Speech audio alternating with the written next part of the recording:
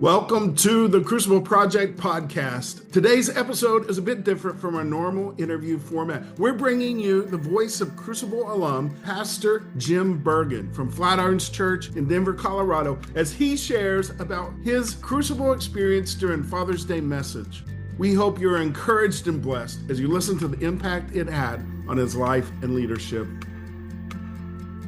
Welcome to the Crucible Project Podcast. The Crucible Project is a nonprofit organization committed to creating a world of men and women who live with integrity, grace, and courage, helping them to fulfill their God-given purpose. This podcast will discuss important and sometimes difficult topics while delivering practical life applications with men and women who are currently practicing this work. We are igniting Christ-like change in men and women through experiences of radical honesty and grace. So I'm going to tell you my story. Some of you already heard part of this story before, and if you want to go get coffee, that's fine, but some of it's going to be new to you and stuff like that. So just tune in and see if God teaches you anything through my story, all right? So this past month in June, Father's Day, was the one-year anniversary since I flew down to Texas, and I went on this men's retreat called Crucible, all right? And I didn't want to go, but I met this missionary friend down in Mexico. His name was James, and he said, "Hey, Jim, there's this great retreat. You ought to go on a retreat." I'm like, "I'll pray about it," but that means I'm not, all right? So, because I'll just let something out of the bag. Whenever a Christian looks at you and goes, "I'll pray about it," they mean no, all right? But that sounds mean. So, okay, James, thank you, brother. I'll pray about it. I'm out, all right? But anyway, I was going through some stuff in my life at that point, all right? Well, I still am. But anyway, it's personal, private, embarrassing stuff in my life. And it's just embarrassing, all right? And my wife knew mostly about it, but you know, I grew up in the church. My dad's a pastor, my grandpa's a pastor, stuff like that. And what was going on in my head and in my heart and in my past, what I was wrestling with in that moment, I'm telling you, if I went public with that would get most pastors fired in any church that I've ever attended or been on staff with. And so I said, okay, if I'm going to go, I got online and I found the retreat furthest from Colorado, and I went to that one. It was in the middle of nowhere, Texas, all right? It's like it's not on the map. It's just like, never mind. All right, so I emailed James and said, "Hey, James, I'm going to Podunk, Texas." And he says, "Okay, you need to take somebody with you." I went, "No, I'm going to go by myself." He says, "You need to take somebody with you." And by the time it was all over, and I got down to Texas, there were 4 of us. All right, so that's called a carpool. But anyway, that's all right. But I was so tired. At that point in my life, I was so tired of carrying around shame and insecurity. And some of you are at that point. Some of you are going to sit here and go, "Oh, man, I'm sick and tired of it too." Memories in my head that I rehearse every day, every communion service at least, and when all those things that have defined and controlled my life, not for minutes, decades of my life. So I was like, screw it, guys, let's go to Texas. I'm going to tell you a little bit about my experience again, all right? The first rule of Crucible is kind of like Fight Club. Don't talk about Fight Club. Don't talk about Crucible. You're not. So when you sign up to go to this retreat, you make an agreement. You're not going to talk about what goes on there. Now, let me answer some questions about that, because some of you immediately like, so what goes on there? Let me just tell you, all right? Because I've gotten a lot of questions. It's not a cult. Well, thank you, Pastor Jim. All right, it's not a cult, all right? He said, well, why won't you tell me, all right? And it's not because we do secret stuff and have secret handshakes and kill goats. We don't do anything like that. It's not because we run around the woods naked and touch butts or anything like that. We don't do that. I've been asked all of those questions, all right? So no one's ever touched my... Hardly anyone has ever touched, but... Anyway, lighten up, take a breath. Breathe, all right? Each man that goes on this retreat says, okay, I agree. I'm not going to talk about the details of what goes on there, and I'm not going to tell anybody any other man's story, because it's not my story, it's their story. So we have confidentiality. But the reason we do that is to protect every man that decides to go in the future, every man who decides to go and say, I want to experience and be given the opportunity that I had. I had a great opportunity. And so it's secretive or whatever, just to protect that. Because I was given a chance to walk through an experience, a journey, a safe place with some really, really strong men with no preconceived notions or defenses all built up, a place where I'd be able to confront whatever it is that's standing in the way of me becoming all that God has for me, becoming the man God wants me to be, the husband I want to be, the father and the leader, to fight through anything that's robbing me of the grace God wants to give me and the grace that I need to give myself. Again, I'm Pastor Jim. I don't attend retreats. I lead them. I teach at them. I just don't sit out there and have people tell me what I should do, all right? Because that's dangerous. It's much safer up here for me to give advice than actually to hear it.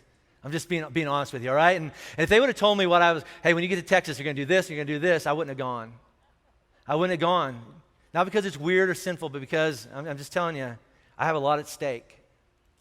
And everybody in this room is saying, I do too. I get, it's not a comparison, right?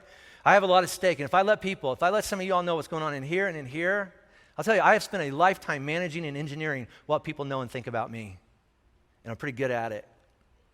And so risking that, I have everything at stake. But I trusted James and the men that they were going to go with me, and I was just at a point where I was like, hey, screw it, let's go. And so I was desperate, and we all went for our own reasons. I'm going to tell you a little bit about Crucible. I cleared it with them. They told me I could tell you this much, all right? The Crucible Retreat is completely Bible-based around a story found in Genesis 32. There's a story of a man named Jacob, and he wrestles with God. He wrestles with God. That's where we got the title for this series. This is also the story of both our men's retreat and women's retreat in May and our men's retreat and women's retreat coming up in September. They're all based on this retreat, or on this idea. It's called Royal, how we're kings and queens, we're sons and daughters of God. But the gist of this story is this. There's this guy named Jacob in the Bible, and again, read this on your own later, a man who has lived a life filled with shame and fear and regret, insecurity, lying to everybody, manipulating, stealing, cowardice, blaming other people for all his problems, hiding behind the women in his life, first his mom and then his wife, all right? He puts them all at risk. He's confronted by God. He's down by a river one day and he's confronted by God. And he doesn't know it's God, but the two of them fight. They wrestle all night long. And finally, the Lord says to him, hey, Jacob, let go of me and give up. And Jacob says, I'm not letting go of you. I will not let go of you, because Jacob has come to a place in his life where he's like, enough. Some of you, this is where I was, enough. Some of you are at that place in your life. Enough. I need something to change in my life. Men and women, and right, you can relate to this. You look in the mirror and go, this can't be my life. I won't let it. This is not going to be the last chapter of my life. God, I need you to do something in me, change me, bless me, kill me here by the river, but I'm not going to let go of you until you do something in me. And let's just think about this. Wrestling with God, fighting with God. Who survives that? I mean, if God is God, he could have looked at Jacob and went, bam, right there, I just smashed him right there and went, don't you talk back to me, right? God could have done that because he's God, all right? But he doesn't. He wrestles with us. It's like God knew that Jacob needs to wrestle. He could have just told him the answer. He could have said, do it this way, and here, read this book and this pamphlet and memorize it, there'll be a test. He could have done that, but he says, no, listen, he knew you need to wrestle through this. You need to fight through this for some really important things in your life if they're ever going to change. And so God, not condescendingly, but graciously wrestles with us. So Jacob and God wrestle all night long, and eventually God does bless Jacob, but in the process, Jacob is wounded, and I believe that's intentional. That wound represents and reminds Jacob of all the events and scars that led him to that point. Because let's be honest, everyone in this room has scars. Broken bones, bruises, memories, things like that. Literally, in our minds, whatever that is. Nobody gets through life without scars. Nobody gets out of the house without scars. Nobody gets through life without scars and painful wounds in their life.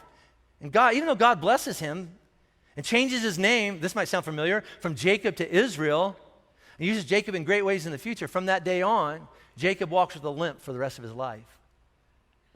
All right? God bless him, but there's a reminder.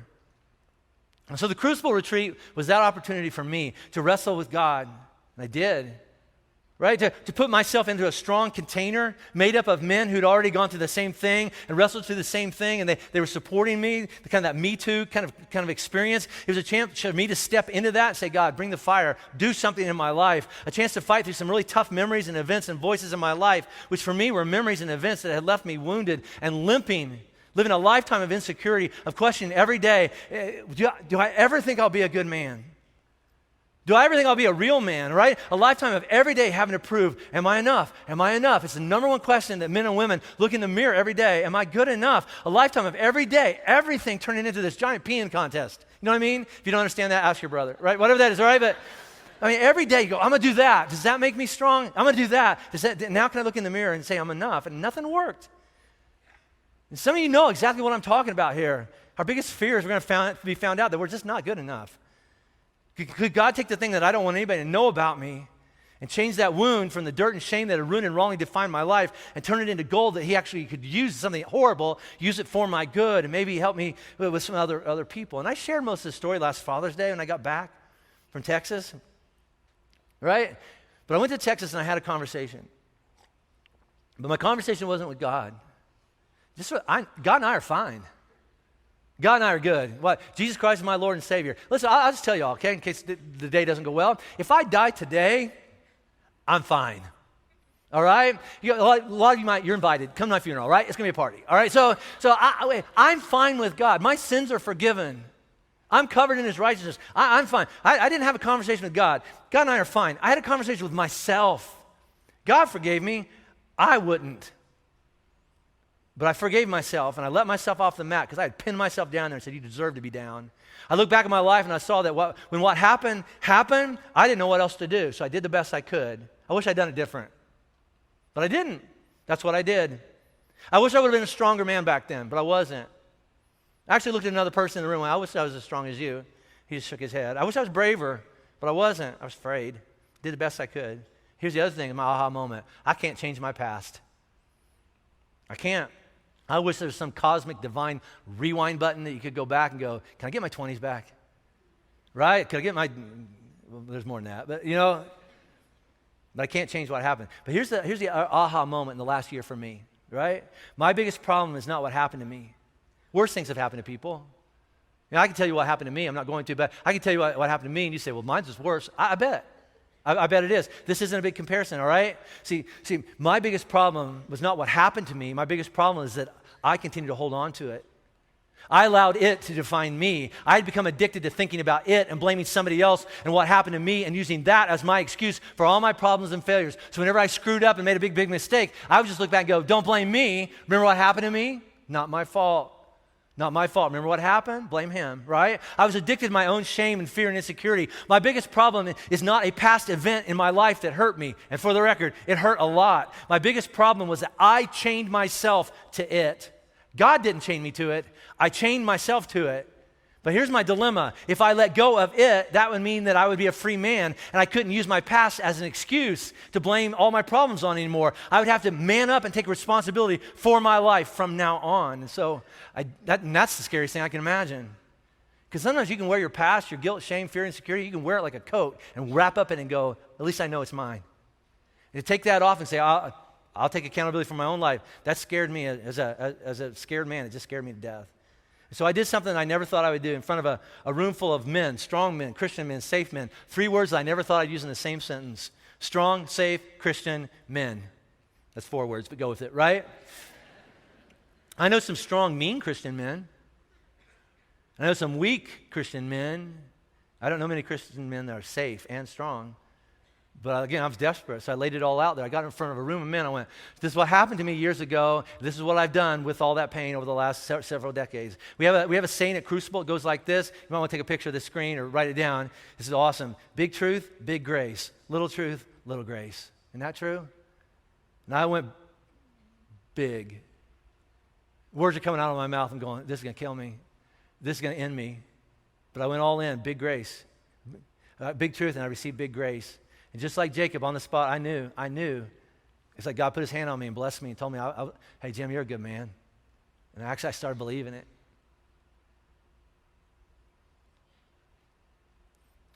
I'm a strong one. And the lies in my past and the voices in my head are lies from my past. And they belong in the past. Here's the other part about it, though, okay, is that my biggest fear when I went to this retreat, because again, I've been raised in the church. I've been to so many retreats, hundreds probably, When I was a baby, my parents drug me off to retreats. I went to camp, vacation Bible school. I went to all those things, all right? And here's my biggest fear. This is going to be one more thing, that I'm going to hear a sad song, I'm going to pray a prayer, hear a sad story, whatever, and then, you know what, I'm going to go, okay, God, I think I'm fixed, and it's going to last for about an hour and a half, and then it's all going to come back again. I'm just done with that. And this one, all right, as of now, 12 and a half months later, it's still helping. It's still working in my life. So people ask me this question, like, so did Crucible change your life? And the answer is yes and no. Yes, in that I hope my life is always changing. I hope this isn't the final product, right? Some of you nodded your heads a little too vigorously there, like, I hope that's not as good as it gets either, right? So I want my life to always be changing. I want to be a better man tomorrow than I was yesterday, right? Crucible is just one of the many dominoes that God knocked over, and I hope it leads to another one and another one and another one and another one. I do. But no, the weekend retreat didn't change me. A weekend retreat can't change anybody. It did give me some language and some tools to use when the voices and fear and shame and insecurity come back. And they always come back, don't they? I mean, last week was a great weekend in here. We had a big cross out there in the middle of the room, all right? And a lot of us nailed some shame and some fear and some death up there. But let's be honest. We started thinking about it before we got back to the car. It always comes back, but now I got some language. I got some tools to kind of, I always describe it as like this anaconda that jumps out and wraps itself around me, and I was doing fine, and then 5 minutes later, I can't even breathe. But now I have some voices and some tools to keep it out in front of me, and I can fight off those voices now and send them back to hell where they belong. I also have a few men around me who went through this with me. When they look at me and they go, hey, I'm Me Too, I actually believe them. Just because you buy a Me Too shirt doesn't mean you're a Me Too person. Right? I got to know you've gone through the fire too. If you were ever tempted to ask yourself, looking in the mirror, or somebody else backs you in a corner and asks you the question, what would you change in your past if you could change anything? What would you do different if you got a life do-over? How about this? And this is where I've landed in my wrestling match with God after years and decades of hows and whys and how come, God? Here's where I've landed. This is my landing spot currently. It goes like this. The only way I have faced anything in the past or can face anything in the future is with the absolute certainty, that's called faith, that God was and will be in it with me, will take care of me, and will not waste it, but use it in some way for good. But that doesn't mean I'm glad it happened. I just want you to know that. I'm not. But it also means I don't have to sit around and get sucked into that what-if game that never ends well and serves no purpose. It does mean this. I can have peace. I do have peace knowing that whatever has happened in my life or will happen, my fault or somebody else's sin, landing on me, God is enough. And His grace really is sufficient. And I wrestled with God and I found that I can trust Him. But I have to be really, really honest with you. You won't know that until you wrestle with Him. You won't believe that because some pastor told you that's true. You're going to have to go to the mat. You're going to have to wrestle with God. And you're going to find out you can trust Him. For more information about our weekends, please go to thecrucibleproject.org. Or if you're ready to get started on your transformational journey right now, you can connect with one of our Crucible certified coaches for a free 30-minute session at thecrucibleproject.org/coaching. That's thecrucibleproject.org/coaching. If you like what you heard, connect with us on Facebook, Instagram, and Twitter. Rate and review wherever you are listening, and don't forget to subscribe on your preferred podcast platform. Thank you for listening.